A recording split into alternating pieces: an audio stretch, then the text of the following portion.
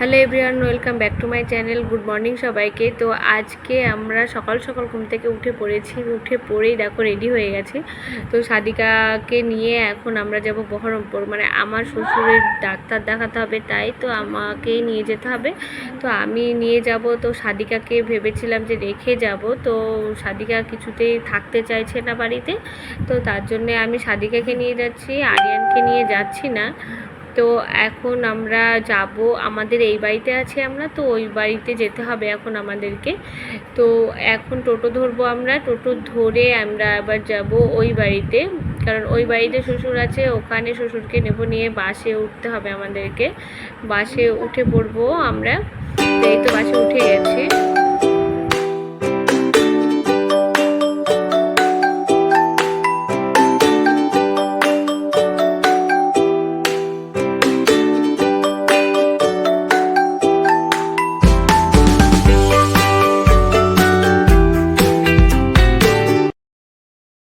এই তো বাস স্ট্যান্ডে আমরা চলে এসেছি। তো বাস থেকে নেমে আমরা টোটোতে হলাম, টোটো ধরে আমরা যাচ্ছি রানীবাগান।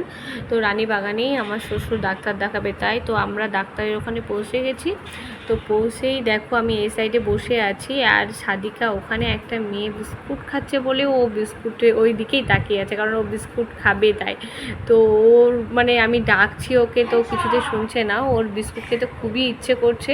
তো তার জন্যে আমি বলছি পরে নিয়ে দেবো তোমাকে। তো এখনই চলে আসলো শ্বশুরকে মানে প্রেশার মাপতে। তো প্রেশারটা মেপে একটু পরেই মনে হচ্ছে যে শ্বশুরকে ডাকবে, সিরিয়াল নম্বর হয়তো কাছাকাছি চলে এসছে বলেই প্রেশারটা মাপছে। তো সাদিকা দাঁড়িয়ে দাঁড়িয়ে দেখছে ওর দাদুর প্রেশার মাপা। তো এখন আমি ওকে বলছি যে তুমি বিস্কুট আর কারোর কাছে চাইবা কি না, তো না, ও বলছে না চাইবো না। তো আমি বলছি তোমার পাপাকে বলে দেবো, এরপর থেকে যদি কারোর কাছে বিস্কুট চাও তো তোমার পাপাকে বলে দেবো। তো ও বলছে ঠিক আছে। তো একটু পরেই ও আবার দুষ্টুমি করে বলছে হ্যাঁ চাইবই তো, তাই বলছে। তো আমি ওকে বললাম ঠিক আছে, পাপাকে বলে দেবো আমি বাড়িতে গিয়ে। তো তখন হাসছে, ও কিছু বলছে না, অনেকটা দুষ্টু হয়ে গেছে তাই। তো এরপর আমরা ডাক্তারের ঘরে গেলাম। তো ডাক্তারের ঘরে গিয়ে ওকে আমি বলছি একটু ওজন মাপো তোমার, তো দাঁড়াও ওখানে। তো ওখানে